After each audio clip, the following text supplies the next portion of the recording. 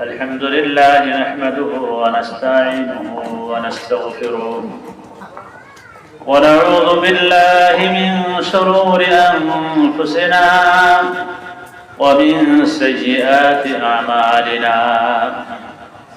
من يهده الله فلا مضل له ومن يضلله فلا هادي له ونشهد أن لا إله إلا الله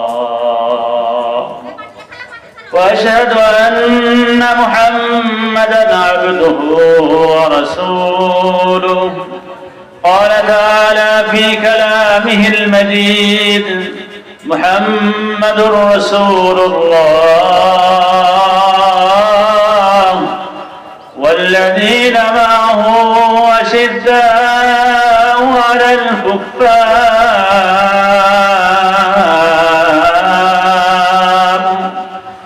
أشداء على الكفار رحماء بينهم تراهم ركعا سجدا يبتغون فضلا من الله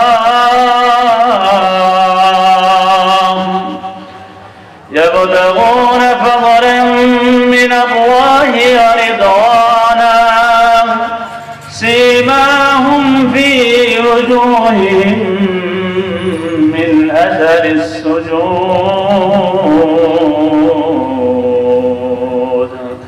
وقال تعالى في موضع أخر إن الله وملائكته يصلون على النبي يا أيها الذين آمنوا صلوا عليه وسلموا تسليما সবাই দরুদ ইব্রাহিম পড়ে اللهم صل على سيدنا ونبينا وشفيعنا وحبيبنا ومولانا محمد صلى الله عليه وعلى آله وأصحابه وبارك وسلم اللهم صل على محمد وعلى آل محمد كما صليت على إبراهيم وعلى آل إبراهيم إنك حميد مجيد اللهم بارك على محمد وعلى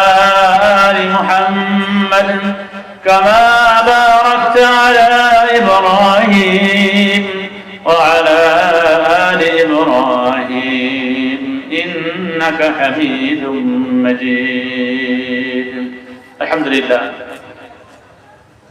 হযরত ফাতেমা রাদিয়াল্লাহু তাআলা আনহা জামে মসজিদে থেকে আয়োজিত আজকের এই জালিসুর রহমান কোরআনের মজলিস এই বরকতময় মজলিসের সম্মানিত সভাপতি উপস্থিত আমার দিন প্রিয় ধর্মপ্রিয় আমার শ্রদ্ধেয় মুরব্বানি কেরাম যুবক বন্ধু পর্দার আড়ালে আমার মা বোনেরা সকলকেই আন্তরিক মোবারকবাদ জানাই যে আল্লাহ রাব্বুল আলামিন আপনাদেরকে এই দ্বীনি মজমায় কবুল করেছে এজন্য সর্বপ্রথম মালিকের দরবারে শুকরিয়া আদায় করি বলি আলহামদুলিল্লাহ একটু জোরে জোরে মুখ করে বলি আলহামদুলিল্লাহ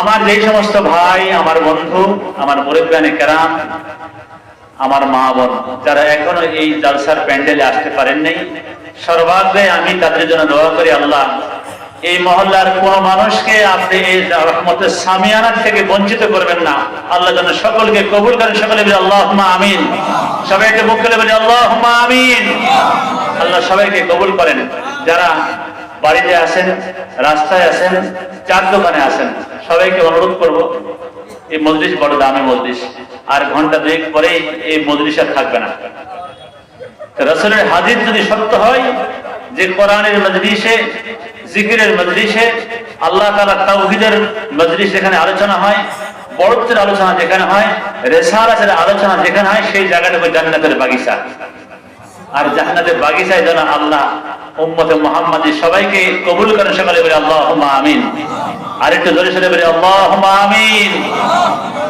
জি আলহামদুলিল্লাহ যারা বসছেন আমার বসাটা খুব ভালো লাগেনি একটু মেহরবানি করে ফাঁকা জায়গাটা পূরণ করে বসান যারা ফাঁকা জায়গা রাখছেন বসার ভিতরে আদব আছে একটু মেহরবানি করে আলোচনা শুরু করবো আমি মাঝে অনেকেই পিছনে আসবেন, তারা আবার আপনাদেরকে ডেঙ্গায় আসবে, এটা সুন্দর লাগবে না।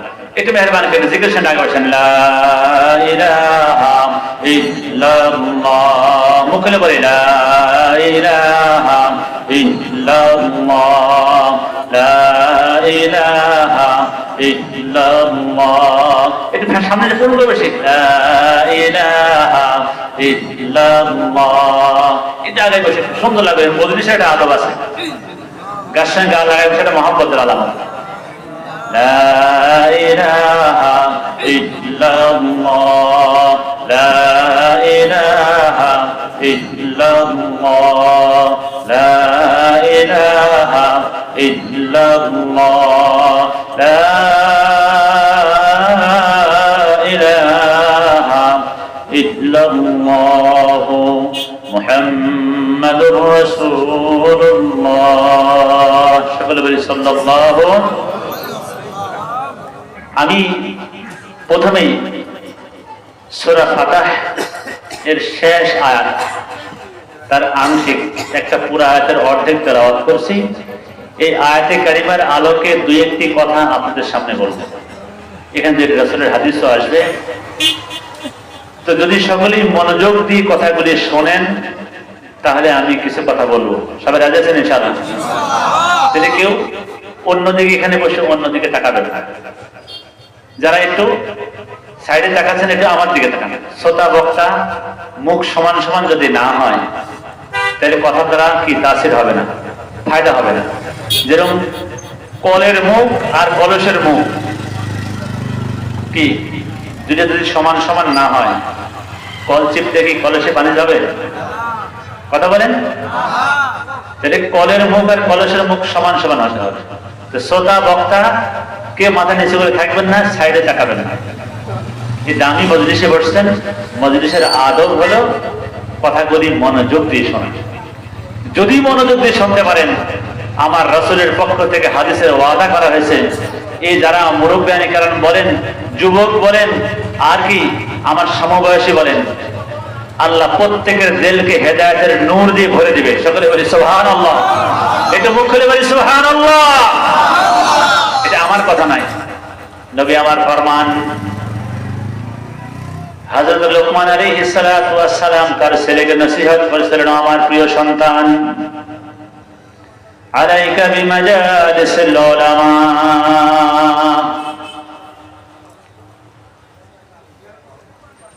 লোকমান আলাইহিস সালাতু ওয়াস সালাম তার প্রিয় সন্তানকে বলে, আমার সন্তান, তোমার জন্য জরুরি হলো আলেমদের মজলিসে বসা।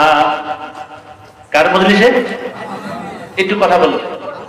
আপনারা যদি কথার সঙ্গে হ্যাঁ না বলেন তাহলে বুঝবো যে কথা বুঝতেছেন, আর যদি কি আওয়াজ না দেন তাহলে কি বুঝবো যে আমার কথা বুঝতেছেন না, তখন আমার কথা বলতে কষ্ট হবে। নবী আমার ফরমান, হযরত লোকমান আলাইহিস সালাতু ওয়াস সালাম তার সন্তানকে নসিহত করছে, আমার প্রিয় সন্তান, আলাইকা বিমাজালিসিল উলামা, তোমার জন্য জরুরি হলো আলেমদের মজলিসে বসা। আলেমের মজলিসে বসে কি করবা? খাওয়া দাওয়া হবে এখানে? কথা বলেন না কেন? টাকা পয়সা দেওয়া হবে? তাহলে কোনো কিছু দুনিয়াবি কোনো কিছু এখানে হবে না। এখানে হবে কি? কোরআনে হাকিম, আল্লাহর সবচেয়ে পৃথিবীর সবচেয়ে জ্ঞান গর্বপূর্ণ কিতাবের নাম হলো আল কোরআন। কথা বলেন ঠিক না? কোরআনের আলোচনা হবে। তো নবী আমার বলেন, ওয়াসমা কালামাল হুকামা, ও আমার প্রিয় সন্তান, তুমি আলেমদের মজলিসে বসে কি করবা? বলে কোরআনে কারীম থেকে উলামায়ে কেরাম যে জ্ঞান গর্ভপূর্ণ বিজ্ঞানপূর্ণ যে আলোচনা করবে, এই আলোচনাগুলি মনোযোগ দিয়ে শুনবা। আলোচনা কেমনে শোনা লাগবে? কেমনে বলেন? কেমনে? মনোযোগ দিয়ে। এখানেই কামিয়াবি। যদি মনোযোগ দিয়ে শুনতে পারেন, আমার রাসূল তার বাণীর মাধ্যমে ওয়াদা করেছেন কি, ফাইন্নাল্লাহা তাআলা লাইফিল কলবাল মাইয়িতা বিনূরিল হিকমা। জোরে বলি আল্লাহু আকবার। নবী আমার ওয়াদা করে বলেন, যদি তুমি আলেমদের মজলিসে বসে ওলামায়ে কেরামের কথাগুলি, কোরআনের কথাগুলি, হাদিসের জ্ঞান গর্বপূর্ণ কথাগুলি যদি মনোযোগ দিয়ে শুনতে পারো, আল্লাহ রাব্বুল আলামিন তোমার মূর্খ অন্তরকে হেদায়েতের নূর দ্বারা ভরপুর করে দিবে। সকলে বলে সুবহানাল্লাহ। কে দিবে বলেন? কে দিবে? বক্তা দিতে পারবে না, কিন্তু বক্তার কথাগুলি আপনাদেরকে মনোযোগ দিয়ে শোনা লাগবে। রাজি আছেন সবাই? ইনশাআল্লাহ, ইনশাআল্লাহ। আল্লাহ কবুল করেন, সকলে বলে আমিন। এখন আমাদের ভিতরে একটু চেতনা ফিরিয়ে নিয়ে আসে, কারণ প্রথমে কোরআনে কারিমে যে আজ আমি তেলাওয়াত করছি, এখানে আল্লাহ রাব্বুল আলামিন মুসলমানদের বৈশিষ্ট্য বয়ান করছে। কার বৈশিষ্ট্য বলেন? সবাই একটু খেয়াল করবেন। মুসলমান ইমানদারের বৈশিষ্ট্য নবী আমার বয়ান করেন। নবীর পর আল্লাহ রাব্বুল আলামিন সূরা ফাতিহা নাযিল করেছেন। এমন এক সময় নাযিল করেছেন, তার কিছুদিন পরেই মক্কা বিজয় হয়েছে। জোরে বলি সুবহানাল্লাহ। হুদাইবিয়ার সন্ধির সময় এই সূরাটা নাযিল হয়েছে, ইন্না ফাতাহনা লাকা ফাতহাম মুবিনা। জোরে বলি আল্লাহু আকবার। হুদাইবিয়ার সন্ধির ভিতরে সব শর্তগুলি মনে হয় মুসলমানদের বিপক্ষে ছিল, কিন্তু আল্লাহ রাব্বুল আলামিন বলেন এর ভিতরেই তোমাদের বিজয় রয়েছে। জোরে বলি সুবহানাল্লাহ। এই সূরা ফাতিহা এর শেষ আয়াত আল্লাহ রাব্বুল আলামিন কি বললেন? মুহাম্মাদুর রাসূলুল্লাহ والذين معه أشداء على الكفار। নবী মুহাম্মাদের যারা উম্মত হবে তাদের বৈশিষ্ট্য কি হবে? বলে তারা কাফেরদের বিরুদ্ধে মোকাবেলায় নামবে, যুদ্ধের ময়দানে যখন নামবে, আল্লাহর দ্বীনকে বিজয় করার জন্য যখন নামবে, তখন কাফেরদের বিরুদ্ধে এত কঠোর যা ভাষায় বলার মতো না। যদি বলে আল্লাহু আকবার। এজন্য বলে বীর মুসলমান ধরো আল কোরআন, ফিরায়ে আনো সেই হারানো সম্মান। বীর মুসলমান ধরো আল কোরআন, ফিরায়ে আনো সেই হারানো সম্মান। নারায়ে তাকবীর, সবাই আল্লাহু আকবার বলে। নারায়ে তাকবীর, নারায়ে তাকবীর। বীর মুসলমান ধরো আল কোরআন, ফিরায়ে আনো সেই হারানো সম্মান। আল্লাহ যেন আমাদেরকে আবার আমাদের পূর্বপুরুষের ঐতিহ্য, খোলাফায়ে রাশিদের ঐতিহ্য, মুসলমান শাসকদের ঐতিহ্য আমাদের মাঝে ফিরিয়ে দেন।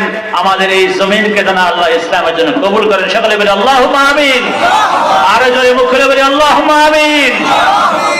কি আপনারা চান না যে আমাদের এই জমিনে কোরআনের রাজ কায়েম হোক?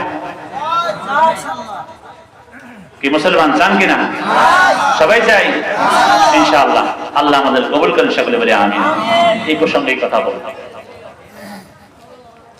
তো বলতেছিলাম নবী মুহাম্মদুর রাসূলুল্লাহ, সবাই বলি সাল্লাল্লাহু আলাইহি ওয়াসাল্লাম, তার উম্মতদের বৈশিষ্ট্য কেমন হবে, তাদের হালত কি হবে, এটা কোরআন কারীমের আয়াত আল্লাহ তাআলা বয়ান করেছেন। মুহাম্মাদুর রাসূলুল্লাহ ওয়াল্লাযীনা মা'হু আশিদ্দাউ আলাল কুফফার রুহামাউ বাইনাহুম। নবী মুহাম্মদ সাল্লাল্লাহু আলাইহি সাল্লাম নিজে এবং তার সাহাবায়ে কেরাম কিয়ামত পর্যন্ত তার যত আনেওয়ালা উম্মত সবার বৈশিষ্ট্য একই হবে। সে বৈশিষ্ট্য কি? আশিদ্দাউ আলাল কুফফার। আল্লাহু আকবার। কাফেরদের বিরুদ্ধে যখন ময়দানে নামবে, কাফেরদের যখন মোকাবেলা হবে আল্লাহর দ্বীনের জন্য, দ্বীনকে বিজয় করার জন্য, কুফরকে জমিনে মিটায় দেওয়ার জন্য যখন কি হবে ময়দানে মুসলমান নামবে, কাফেরদের উপরে কি দয়া দেখাতে হবে? না। আল্লাহর দুশমনের বিরুদ্ধে কোনো কি নাই, কোনো ছাড় হবে না। একটা ঘটনা মনে পড়ে গেল, বদরের যুদ্ধের ঘটনা। কি ঘটনা কি বলবো? বদরের যুদ্ধে মুসলমান এক পক্ষে, কাফেররা আরেক পক্ষে। তো খলিফাতুল মুসলিমিন হযরতে আবু বকর সিদ্দিক রাদিয়াল্লাহু তাআলা আনহু। সাহাবায়ে কেরামের নাম শোনার পরে কি বলবেন? রাদিয়াল্লাহু তাআলা। সবাই বলে এটা বলতে হবে, এটা দোয়া। নবীর যখন নাম নেব তখন দুরূদ পড়া সাল্লাল্লাহু আলাইহি ওয়াসাল্লাম। সাহাবায়ে কেরামের নাম নিলে রাদিয়াল্লাহু তাআলা আল্লাহ তাদের উপরে রাজি ছিলেন। বলি সুবহানাল্লাহ। এই উপাধি আমার আল্লাহ দিয়েছেন কোরআনে 2-3 জায়গায় বলছেন রাদিয়াল্লাহু আনহুম ওয়া রাদু আন। এমনি এমনি আসে নাই। আর যারা ওলি আল্লাহ মুসলমান যারা ইন্তেকাল করেছেন তাদের জন্য দোয়া করতে হবে, কি বলে? রহমতুল্লাহি আলাইহি। কি বলতে হবে বলেন? রহমতুল্লাহি আলাইহি। আল্লাহ তাদের উপরে দোয়া করেন, রহমত করেন। আবু বকর রাদিয়াল্লাহু তাআলা আনহু তিনি হিজরত করে মক্কা থেকে মদিনায় চলে আসছেন।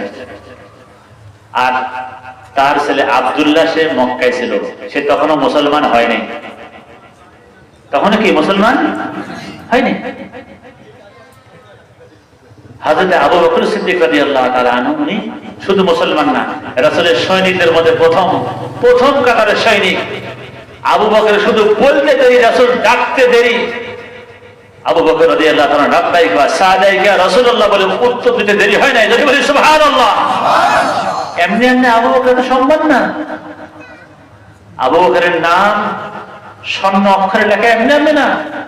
আবু বকর ইতিহাস এখনো বললে মুসলমানের ঈমান জিন্দা হয়ে যায়। যদি বলি সুবহানাল্লাহ। আবু বকর রাদিয়াল্লাহু তাআলা আনহু মুসলমানদের পক্ষে বদরের যুদ্ধে সাহাবীদেরকে নিয়ে রাসূলের সঙ্গে কাফেলায়, আর অপর পক্ষে আবু জেহেল। তুমুল যুদ্ধ হয়েছে।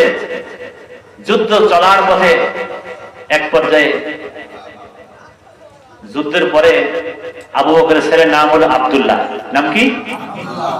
আব্দুল্লাহ বলতেছে, আব্বা যুদ্ধের শেষে কোন একদিন কথায় কথায় বলতেছে, আব্বা বদরের যুদ্ধে আপনি আমার সামনে পড়ছিলেন, আমি যদি ইচ্ছা করতাম আপনাকে আঘাত করার, আমি আপনাকে আঘাত করে আপনাকে পরাভূত করতে পারতাম আমি, কিন্তু দেখলাম যে আমার আব্বা আপনার উপরে অস্ত্র চালানো কেমন হয়, আপনার উপরে অস্ত্র চালানো কি হয়, কেমন হয়। আমি এই জন্য কি করি নাই, আপনার উপরে আমি অস্ত্র তুলি নাই, আপনার উপরে আমি আঘাত করি নাই। আবু বকর রাদিয়াল্লাহু তাআলা আনহু ঘটনার সঙ্গে সঙ্গে বলে, আল্লাহর কসম আব্দুল্লাহ, আল্লাহর কসম করে বলি তুমি আমার সন্তান, কিন্তু তুমি মুমিন ছিলে না, তুমি মুসলমান ছিলে না, তুমি মুমিনদের কাতারে ছিলে না, তুমি ছিলে কাফের।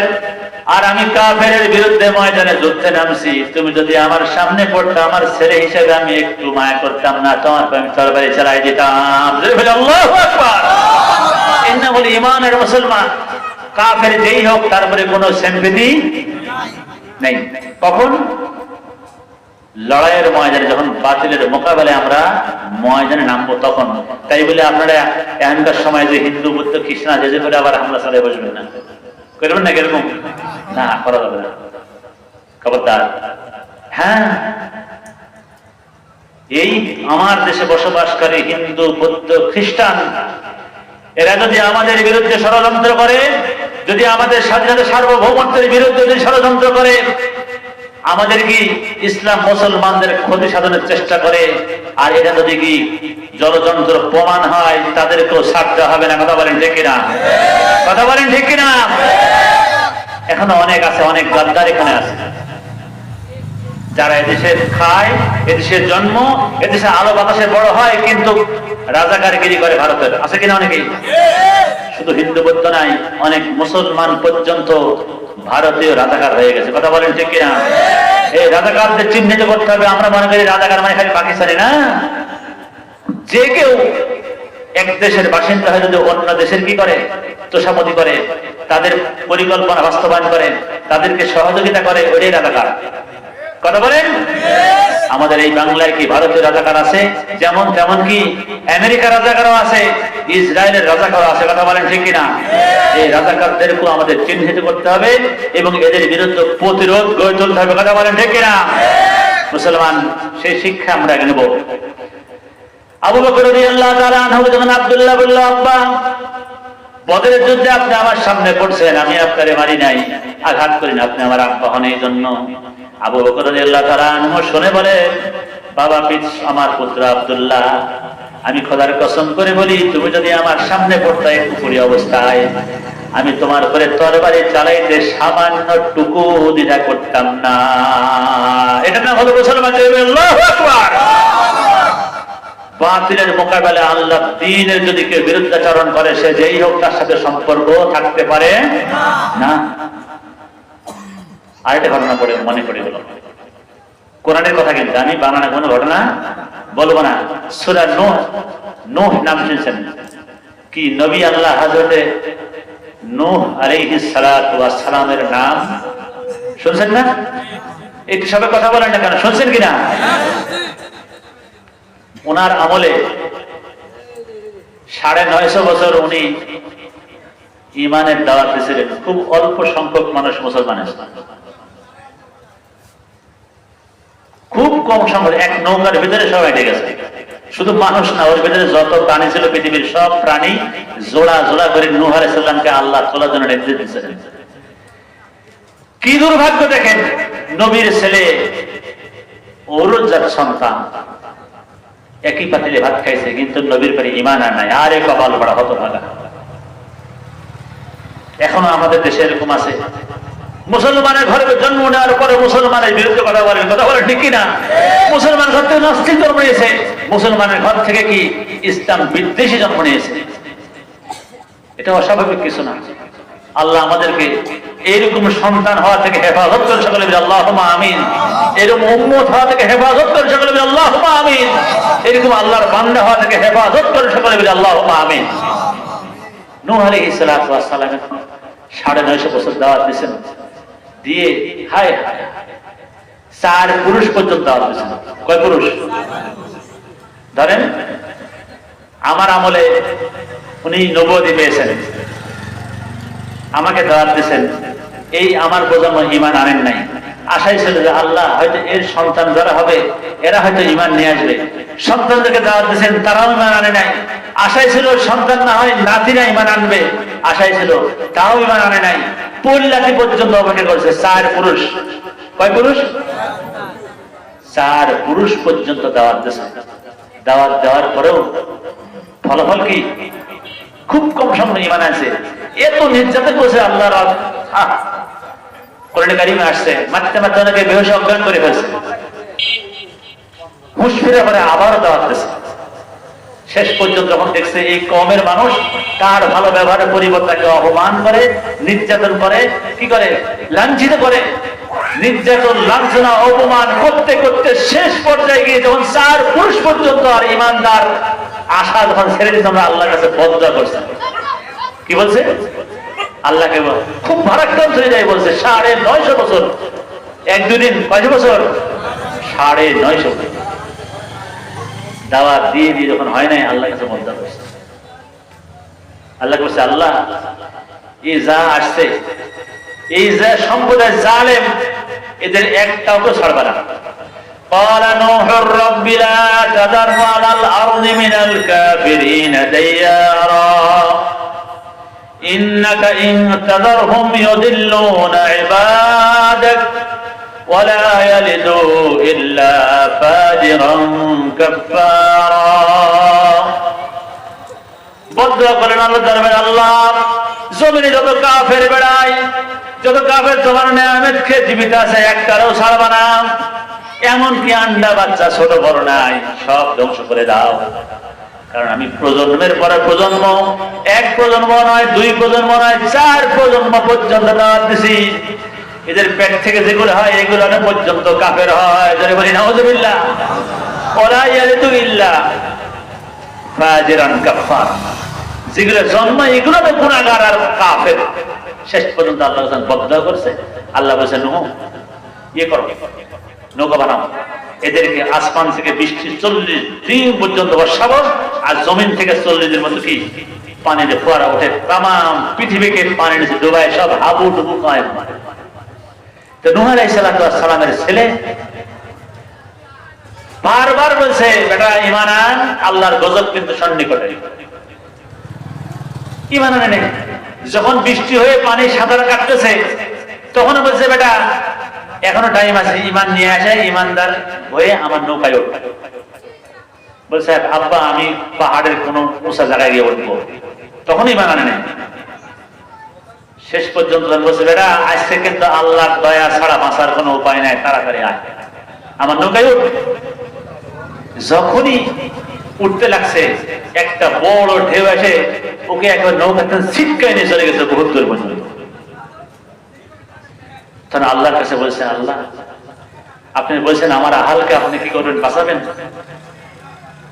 আমার ছেলে, আমার ছেলেকে আজকে আপনি একটু কি সুযোগ দেন? বলছে না, লাইসা মিন আহলিক। কোরআনে কারিমে আল্লাহ বলে, ও নবী, নবী নূহ, যে সন্তান তোমার উপরে ঈমান আনে নাই ওই সন্তান তোমার পরিবারস্থ হতে পারে না, কারণ তুমি মুমিন, তোমার সন্তান হলো কাফের, আর কাফের তোমার পরিবারভুক্ত হতে পারে না। জোরে বলি আল্লাহু আকবার। ওকে পানির ডুবাই কাফেরদের ভিতরে শামিল করে তাকে কি করছে আল্লাহ, পানির ডুবাই মারছে। সুতরাং যদি দ্বীনের ক্ষেত্রে বিরুদ্ধাচরণ করে আমার সন্তান, সে তার সাথে আমার সম্পর্ক সেট করতে হবে, কারণ সে আল্লাহর কি দুশমন। যদি আমার ভাই হয় তার সাথে আমার কি এই সম্পর্ক থাকবে না, কারণ আল্লাহর দ্বীনের ক্ষেত্রে যখন মায়ের নামলো তখন কোনো প্রকার খাতির হবে না। তবে হ্যাঁ, যারা বর্তমানে আমাদের ইহুদি খ্রিস্টান আছে এদের বিরুদ্ধে কথা বলবো না। এখন আসেন, কঠোরের কথা শুনলেন, কি নবী মুহাম্মদের উম্মত কি খালি কঠোর না, তাদের উপরে দয়াও আছে? কথা বলেন, কথা বলেন, দয়া আছে। দয়া আমার নবী শিক্ষা দিচ্ছেন, কি বলছেন? ইরহামু মান ফিল আরদ ইয়ারহামুকুম মান ফিস সামা। আল্লাহ রাব্বুল আলামিনের হাবিব নবী মুহাম্মদের উম্মতদেরকে শিক্ষা দিলেন, তুমি যদি জমিনের বাসীর উপরে কারো উপরে দয়া করো তবে আসমান আল্লাহ তোমার উপরে দয়া করবে। যদি বলি সুবহানাল্লাহ। তুমি যদি জমিনের উপর বাসীর উপরে, সে মানুষ হোক বা অন্য কোন প্রাণী হোক, অন্য কোন জীব হোক, তার মধ্যে তুমি দয়া করো তবে আসমান আল্লাহ তোমার উপরে তার রহমত নাযিল করবে। যদি বলি সুবহানাল্লাহ। এখন আসেন আয়াতের পরবর্তী অংশ, আল্লাহ রাব্বুল আলামিন রহমাউ বাইনাহুম, নবী মুহাম্মদের যারা উম্মত হবে তারা কাফেরদের বিরুদ্ধে যেমন কঠোর, ময়দানে আল্লাহর দুশমনের বিরুদ্ধে কোনো ছাড় নাই, পাশাপাশি রহমাউ বাইনাহুম, তারা মুসলমান যখন এক জায়গায় হয় তারা তাদের উপরে এত দয়ার, এত ভালোবাসা, এত আন্তরিকতা যার নজির দুনিয়ার ভিতরে নাই। যদি বলি সুবহানাল্লাহ। রহমাউ বাইনাহুম, কাফেরদের বিরুদ্ধে যেই পরিমাণ কঠোর, ঠিক তার বিপরীতে যখন মুসলমানের উপরে যখন দয়া এক জায়গায় হবে, তাদের ভিতরে এত দয়া, এত ভালোবাসা, এত আন্তরিকতা যার তুলনা, তার নজির তামাম দুনিয়ায় হতে পারে না। যদি বলি সুবহানাল্লাহ। রহমাউ বাইনাহুম। এখন নবী মুহাম্মদের উম্মত যারা, তারা তাদের উপরে কেমন দয়া, একটি হাদিস থেকে আপনাদেরকে শোনাই। ইতিহাসের ঘটনা পাচ্ছেন, তবুকে যুদ্ধের নাম শুনেছেন না? সবাই খেয়াল করেন, তবুকে যুদ্ধের নাম শুনেছেন? তবুকের যুদ্ধে মুসলমানদের সংখ্যা ছিল 40,000। কয় হাজার? 40,000।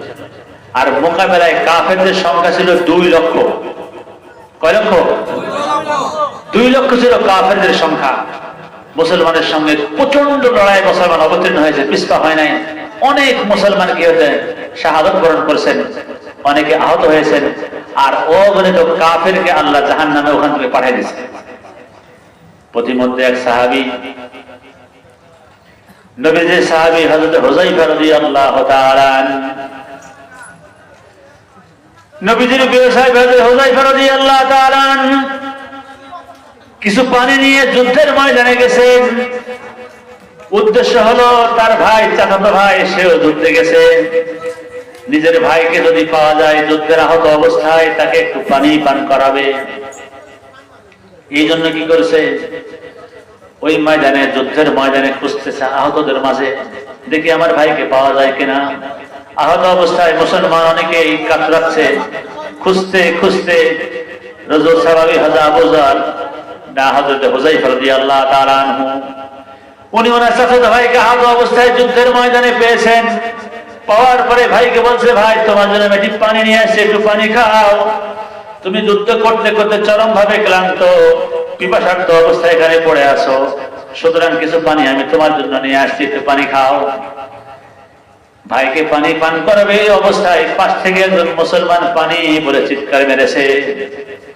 যখন পানি বলে চিৎকার মেরেছে, হযরত হুযায়ফা রাদিয়াল্লাহু তাআলা আনহুর ভাই ওই আওয়াজ পাওয়ার সঙ্গে সঙ্গে পানি খাওয়া বন্ধ করে বলে, আমার পাশে যে মুসলমান ভাই পানি বলে চিৎকার করেছে, আমার ভাই মনে হয় আমার চাইতে বেশি কষ্টে আছে, মুমূর্ষু অবস্থায় আছে, আমি পানি পান করবো না, আমার ভাইয়ের কাছে পানি নিয়ে যাও। যদি বলি আল্লাহু আকবার। এটা হলো মুসলমান মুসলমানের প্রতি দয়া, মুসলমান মুসলমানের প্রতি ভালোবাসা, আন্তরিকতার বহিঃপ্রকাশ। উনি পানি পান করে নাই, পাশের ভাইয়ের জন্য বলছে আমার ভাইকে দাও। হযরত হুযায়ফা দৌড়ায় ওই আহত মুসলমান সাহাবীর কাছে যখন গেছেন, ওনাকে পানি পান করাবেন এই অবস্থায় আরেকজন সাহাবী কি পানি বলে চিৎকার মারছে পাশ থেকে, উনি পানি খাওয়া বন্ধ করে দিয়েছেন, বলে না আমি পানি খাবো না। পাশে গিয়ে দেখো আমার আরেক আহত মুসলমান ভাই, সে আমার চাইতে বেশি কষ্টের ভিতরে আছে, উনি দৌড়ে চলে গেছেন তার কাছে। দৌড়ে যাওয়ার যেতে গিয়ে খোঁজ করে যখন বের করেছেন, দেখে আল্লাহর বান্দা শাহাদাতের পেয়ালা পান করে মালিকের জান্নাতবাসী হয়ে গেছে। যদি বলি সুবহানাল্লাহ। উনি দৌড়ে দিদিজনের কাছে আসছেন, এসে পানি পান করাবেন। দৌড়ে এসে দেখেন দ্বিতীয় যে ভাই ছিল উনি ইন্তেকাল করেছেন, উনি শাহাদাত বরণ করেছেন, পানি পান করতে পারে নাই। আবার দৌড়ে তার চাচাতো ভাইয়ের কাছে হযরত হুযায়ফা আসছেন, আসার পরে কি করছেন, উনিও দৌড়ে যখন আসছেন, আসার পরে দেখে তার চাচাতো ভাইও ইন্তেকাল করছেন। এটা হলো কি মুসলমানদের আত্মত্যাগের ইতিহাস, যে মৃত্যুর সময় পর্যন্ত মুসলমান অপর মুসলমানের জন্য জীবন দিতে প্রস্তুত। জোরে বলি আল্লাহু আকবার। এটা হলো মুসলমানের বৈশিষ্ট্য। এখন আমাদের মাঝে কি এই বৈশিষ্ট্য আছে? কথা বলেন, আমাদের মাঝে কি বৈশিষ্ট্য আছে? মুসলমান ভাই, কালেমার ভাই, তারপরে আন্তরিকতা, এটা দেখা যায় না। এখন তুচ্ছ ব্যাপার নেই, এক মুসলমান আরেক মুসলমানের উপরে অস্ত্র চালাচ্ছে। কথা বলেন, এক মুসলমান আরেক মুসলমান হত্যা করতেছে, এক মুসলমান আরেক মুসলমান জমি দখল করে খাচ্ছে। কথা বলেন ঠিক না? কি কথা বলেন? কথা ঠিক নেবে ঠিক? তুচ্ছ ব্যাপার নিয়ে এক গ্রাম আরেক গ্রামের সঙ্গে মারামারি লেগে কি লাঠি ফালা কাস্তে নিয়ে মনে হচ্ছে যে কি এক কাফেরের সঙ্গে আরেক কাফেরের যুদ্ধ চলতেছে। এরকম হয় কিনা? এক পাড়ার সাথে আরেক পাড়া, এক গ্রুপের সাথে আরেক গ্রুপ, সেটা রাজনৈতিক হোক আর অরাজনৈতিক হোক, দ্বন্দ্ব লাগছে। দুই পক্ষ মুসলমান মুসলমান একে অপরকে মনে করছে এটা কাফের, আরেকজন মনে করছে এটা কাফের। একজন আরেকজনের বিরুদ্ধে কি একেবারে হামলা চালিয়ে মুসলমান আরেক মুসলমানের রক্ততে হাত লাল করতেছে। কথা বলেন ঠিক কিনা? এক মুসলমান কি আরেক মুসলমানের হাতে রক্তে হাত রঞ্জিত করতেছে। কথা সত্য না মিথ্যা? মুখের কথা বলেন, সত্য না মিথ্যা? তুচ্ছ ব্যাপারে এক মুসলমান আরেক মুসলমান হত্যা করতেছে। হাই হাই, মুসলমান কি তোমার বৈশিষ্ট্য? নবী আমার কি শিখাই দিলেন আল্লাহ রাব্বুল আলামিন? নবীর মাধ্যমে আমাদের জানিয়েছেন রহমাউ বাইনাহুম। নবী মুহাম্মদুর রাসূলুল্লাহ সাল্লাল্লাহু আলাইহি ওয়াসাল্লামের যারা উম্মত, এই উম্মতের বৈশিষ্ট্য হলো তারা পরস্পরের ভিতরে কি খুবই আন্তরিক, খুব মহাব্বত আর খুব ভালোবাসা। এই ভালোবাসা এতটাই গাঢ়, এই ভালোবাসা এতটাই মজবুত আর আন্তরিক যে মৃত্যুর সময় পর্যন্ত এক মুসলমান ভাই আরেক মুসলমান ভাইকে কি প্রাধান্য দিয়েছে। মৃত্যুর সময় পর্যন্ত নজির স্থাপন করেছে। তামাম দুনিয়ার মানুষ শিখবে যে এক মুসলমান মৃত্যুর সময় আরেক মুসলমানকে প্রাধান্য দিয়েছে, যে নজির স্থাপন করেছে পৃথিবীর কোন ধর্মের ভিতরে নজির নাই। কথা বলেন ঠিক কিনা? এই বৈশিষ্ট্যকার নবী মুহাম্মদ রাসূলুল্লাহ সাল্লাল্লাহু আলাইহি ওয়াসাল্লাম। নবী আমার বললেন আল মুসলিমু আখুল মুসলিম। এই নবীর উম্মত শুনে রাখো, তোমার এক মুসলমান আরেক মুসলমানের ভাই। কেমনে? ঈমানের ভাই। কিসের ভাই? কথা বলেন, কিসের ভাই? কালেমার ভাই। আমরা যে নামাজ পড়ি সব কোন দিকে মুখ করে? কোন দিকে বলেন? কিবলা দিকে মুখ করে। তামাম বিশ্বের মুসলমানের কিবলা একদিকে না? তামাম বিশ্বের মুসলমানের কালেমা এক কিনা? কথা বলেন। কোরআন এক কিনা বলেন? আমাদের নবী এক কিনা বলেন? এই দিক থেকে আমরা কি ভাই? কালেমার ভাই, ইমানের ভাই। আমরা কি কাবার দিক থেকে তামাম বিশ্বের মুসলমান ঐক্যবদ্ধ? সেই ঐক্যবদ্ধ মুসলমান সম্পর্কে আল্লাহ রাব্বুল আলামিন বললেন, নবী মুহাম্মদ যারা উম্মত হবে তাদের গুণাবলী হলো রুহামাউ বাইনাহুম, তারা পরস্পরের ভিতরে খুবই আন্তরিক, খুবই মহাব্বত, একজন আরেকজনের জন্য জীবন পর্যন্ত দিতে রাজি আছে। কথা বলেন ঠিক কিনা? এখন আসেন, শুধু এখানেই শেষ নয়, আল্লাহ রাব্বুল আলামিন দ্বিতীয় নম্বর গুণ কি বললেন? তারাহুম রুকান সুজদান ইয়াবতাগুনা ফাদলাম মিনাল্লাহ। যারা নবী মুহাম্মদ রাসূলুল্লাহ সাল্লাল্লাহু আলাইহি ওয়াসাল্লামের উম্মত হবে তাদেরকে তুমি দেখবা রুকু অবস্থায়। কি অবস্থায়? কথা বলেন, কি অবস্থায়? রুকু অবস্থায়। তারাহুম রুকান সুজদা, তাদেরকে দেখবেন সিজদা অবস্থায়। নবী মুহাম্মদের উম্মত শুধু পরস্পরের মুহাব্বত তাই নয়, কাফেরদের বিরুদ্ধে কঠোর তাই নয়, তাদের ভিতরে চরম ভাবে দেখবেন ইবাদতের ভিতরে পাবন্দি, তাদেরকে দেখবেন রুকু অবস্থায়। জোরে বলি আল্লাহু আকবার। যারা রুকু অবস্থায় দেখবেন, তারা হুম রুকান সুজদা, তাদেরকে দেখবেন রুকু অবস্থায়। সিজদা অবস্থায় কি করতেছে? ইয়াবতাগুনা ফাদলাম মিনাল্লাহ। নবী মুহাম্মদের উম্মতের বড় গুণ হলো তাদেরকে দেখবেন রুকু অবস্থায়, সিজদা অবস্থায়। রুকু এবং সিজদার মাধ্যমে মালিকের দয়া তালাশ করে। জোরে বলি সুবহানাল্লাহ। কার দয়া চায়? বলে কার দয়া চায়? আল্লাহর রহমতের করুণার আশায় তাদেরকে দেখবেন রুকু অবস্থায়, সিজদা অবস্থায়। মুসলমানের মধ্যে এই গুণ বর্তমানে কম না বেশি? রুকু অবস্থায়, সিজদা অবস্থায় সংখ্যা বর্তমানে আমাদের মধ্যে আছে, কিন্তু সংখ্যায় মনে হয় কি 100% নাই না? একে আপনাদের এলাকায় সবাই মুসলিম হয়ে গেছে, কিন্তু এই বৈশিষ্ট্য না থাকার কারণেই আজকে আমাদের উপর থেকে আল্লাহর রহমত উঠে গেছে। কথা বলেন? চারদিকে হাহাকার, অভাব, অনটন, পারিবারিক কলহ, স্বামী স্ত্রীর মিল নাই, পিতা পুত্রের মিল নাই, প্রতিবেশী মিল নাই, ভাই ভাই মিল। আল্লাহর রহমত কি হয়ে গেছে? উঠে গেছে। কারণ রুকু এবং সিজদার মাধ্যমে মুমিন আল্লাহর রহমতের আশা করে। এখন রুকু সিজদাতেও নাই, এই জন্য দিন দিন আমাদের থেকে আল্লাহর রহমত কি হচ্ছে? দূরে সরে যাচ্ছে। আল্লাহ রাব্বুল আলামিন বললেন, নবী মুহাম্মদুর রাসূলুল্লাহ সাল্লাল্লাহু আলাইহি ওয়াসাল্লামের উম্মতের বড় বৈশিষ্ট্য তারাহুম রুকান সুজদা, তাদেরকে দেখবেন রুকু অবস্থায় আছে, সিজদা অবস্থায় তাদেরকে দেখবেন কি করে? ইয়াবতাগুনা ফাদলাম মিনাল্লাহ, তাদেরকে দেখবেন আল্লাহ রাব্বুল আলামিন দয়া ফজল কামনা করে, রিদওয়ানা মালিকের সন্তুষ্টি তালাশ করে রুকুর মাধ্যমে, সিজদার মাধ্যমে। সিজদা করতে করতে নবী মুহাম্মদের উম্মতের ভিতরে সিজদার দাগ পড়ে যাবে। জোরে বলি সুবহানাল্লাহ। তারাহুম রুকান সুজদান ইয়াবতাগুনা ফাদলাম মিনাল্লাহি ওয়া রিদওয়ানা সীমাহুম ফি ওয়ুজুহিহিম মিন নাসারিস সুদুদ। জোরে বলি আল্লাহু আকবার। নবী মুহাম্মদ রাসূলুল্লাহ সাল্লাল্লাহু আলাইহি ওয়াসাল্লামের যারা উম্মত, তাদের চেহারায় দেখবেন সিজদার দাগ। কিসের দাগ বলে? সবাই মুখ খুলে বলেন, কিসের দাগ? যারা মুরব্বী, যারা দীর্ঘদিন নামাজ পড়েন, কপালে সিজদার দাগ আছে কি নাই? কথা বলেন। ম্যাক্সিমাম যারা নামাজ পড়েন দেখবেন কপালে কিসের দাগ? যার কপালে সিজদার দাগ আছে তার কপাল খুলে গেছে। সুবহানাল্লাহ।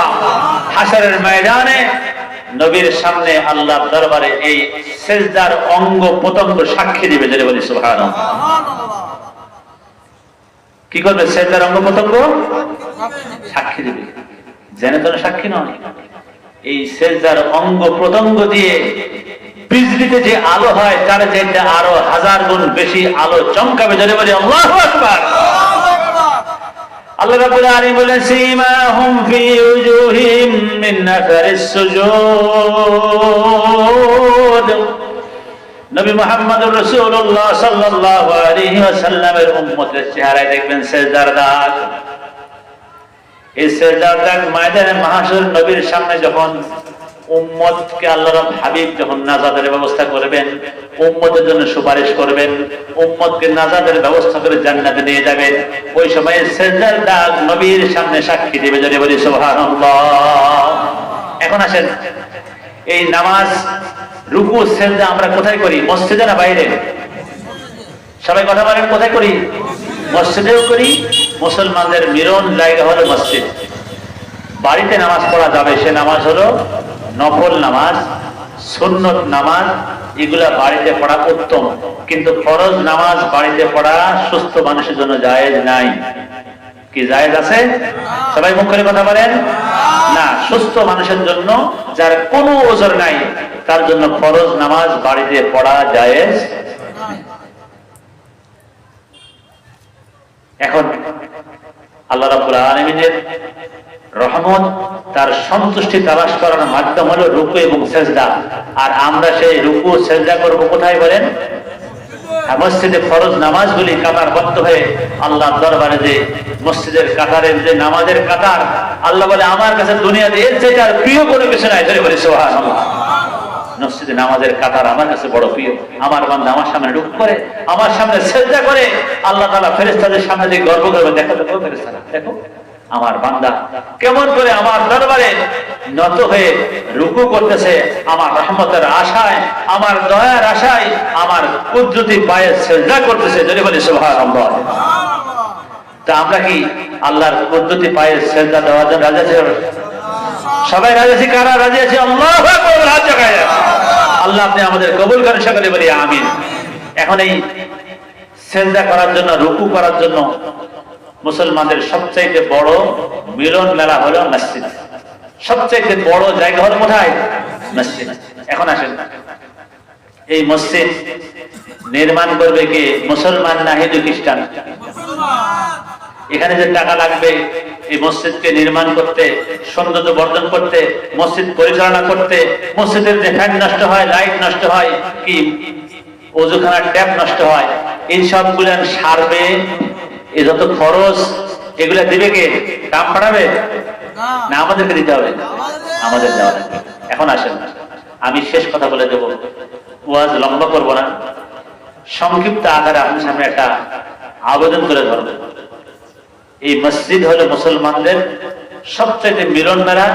এবং নবী আমার যখন মদিনাতে গেছেন, সবার আগে নিজের হাতে মসজিদের নববী তৈরি করেছেন। যদি বলি সুবহানাল্লাহ। সবার আগে কি করছেন? বাড়ির আগে কি করছেন? মসজিদ বানিয়েছেন। আর এই মসজিদ মুসলমানদের কি আগে যত শহর নির্মাণ হয়েছে ম্যাক্সিমাম ছিল মসজিদ কেন্দ্রিক। ধরে বলি সুবহানাল্লাহ। এই মসজিদ কেন্দ্র করে নগরী গড়ে উঠেছে। মসজিদে মুসলমানদের প্রাণের জায়গা, মুসলমানদের কি রহমতের জায়গা, রহমত পাওয়ার জায়গা। একটি হাদিস শোনাই। হাদিস শরীফ নবী আমার ফরমান, আল্লাহর রহমত পৃথিবীতে সবার আগে কাবা শরীফে বর্ষণ হয়। সবার আগে কোথায় হয় বলেন? কাবা শরীফে। সেখান থেকে রহমত তাম দুনিয়ার সকল জামে মসজিদে বন্টন হয়। যদি বলি সুবহানাল্লাহ। এর রহমত কারা পাবে? বলে জামে মসজিদে যারা বেশি বেশি যাবে তারা আল্লাহর রহমত বেশি বেশি প্রাপ্ত হবে। যদি বলি সুবহানাল্লাহ। সম্মানিত মুসলিয়ানে কেরাম, সম্মানিত আমার দিনী ভাইরা, আমার মুরব্বিয়ানে কেরাম, সবার কাছে একটি আবেদন থাকবে, এটাই, পৃথিবীর যত গাড়ি বাড়ি, যত অট্টালিকা, পৃথিবীর সবচেয়ে বড় বড় প্রাসাদ, সব কিছু ধ্বংস হয়ে যাবে। সূরা রহমান আল্লাহ রাব্বুল আলামিন বলেন, কুল্লু মান আলাইহা ফান ওয়া ইয়াবকা ওয়াজহু রাব্বিকা যুল জালালি ওয়াল ইকরাম। আল্লাহ রাব্বুল আলামিন বলে, পৃথিবীতে যা কিছু দেখতেছো, যত গাছপালা, যত পাহাড় পর্বত, যত বাড়ি, যত ঘর, যত বিল্ডিং, যত বড় প্রাসাদ অট্টালিকা, সব কিছু ধ্বংস হয়ে জমিন সমান হয়ে যাবে। যদি বলি আল্লাহু আকবার। কিচ্ছু থাকবে না। কুল্লু মান আলাইহা ফান ওয়া ইয়াবকা ওয়াজহু রাব্বিকা যুল জালালি ওয়াল ইকরাম। শুধুমাত্র আল্লাহ রাব্বুল আলামিনের অস্তিত্ব, আল্লাহ রাব্বুল আলামিন একাই শুধু টিকে থাকবে না, আর কিচ্ছু থাকবে না, সব ধ্বংস হয়ে যাবে। কিন্তু এই যে মসজিদ, আপনারা যে কষ্ট করে মসজিদকে নির্মাণ করতেছেন, এই মসজিদ যেখানে আপনারা নামাজ পড়তেছেন, যেখানে রুকু করতেছেন, যে জায়গায় সিজদা করতেছেন, এই আল্লাহর ঘর মসজিদ যেখানে যেইভাবে তৈরি হয়েছে, সব মসজিদগুলো ওখানে ওইভাবে দাঁড়িয়ে থাকবে। যদি বলি আল্লাহু আকবার। হিমালয় পর্বত কি হয়ে যাবে? তুলার মতো হয়ে যাবে। তুলা যে রেণু, এরকম রেণু রেণু হয়ে উঠবে। কিন্তু আল্লাহর ঘর যেখানে মালিককে সিজদা করা হয়েছে, ওই মালিকের ঘর তার জায়গায় অক্ষত অবস্থায় ওইরকমই থাকবে, ওইভাবে হাসরের ময়দানে উঠবে। আল্লাহ বলে মসজিদ জান্নাতে যাও, মসজিদ কি করো, জান্নাতে যাও। মসজিদ বলে আল্লাহ জান্নাতে আমি একা যেতে পারি? কথা বলেন, একা যেতে পারি? বলে তোমার দাবি কি?